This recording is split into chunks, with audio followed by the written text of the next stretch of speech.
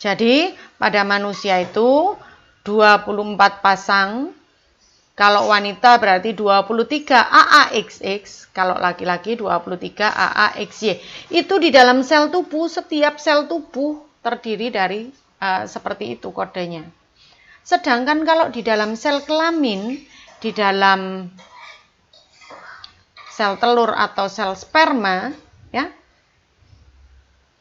kromosom itu sendirian atau disebut dengan haploid. Kalau pasangan tadi disebut dengan diploid. Kalau sendirian disebut dengan haploid. Kenapa begitu? Coba kita lihat.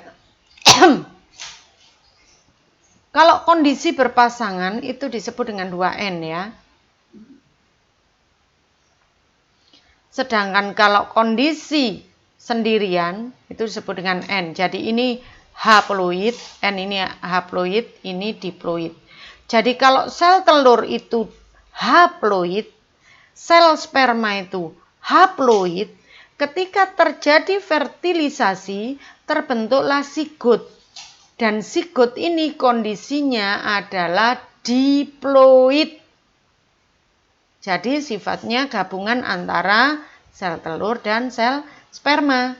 Jadi itulah sebabnya kenapa sel telur itu haploid dan sel sperma itu juga haploid. Paham ya? Sekarang tugas 2 dan tugas 3. Kita udah bicara masalah kromosom. Sekarang saya minta kamu belajar tentang struktur kromosom. Bagaimana sih modelnya kromosom itu? Terdiri dari tangan, kaki, inti atau bagaimana kamu gambar.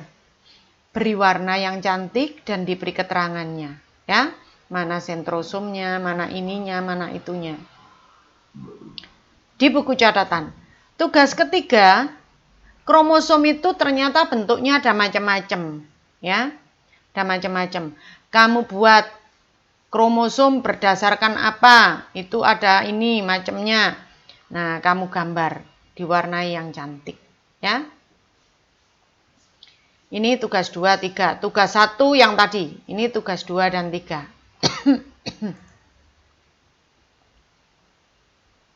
Nah, berikutnya yang mau saya jelaskan tadi ya. Manusia. Jumlah kromosomnya 48 biji atau 24 pasang. Ini nyebutnya 23 AAXX untuk yang wanita, 23 AAXY untuk yang laki-laki. Cara nulisnya kayak gini, nanti cari sapi itu berapa kromosomnya, katak berapa, ini berapa, ini berapa. Ditulis macam ini.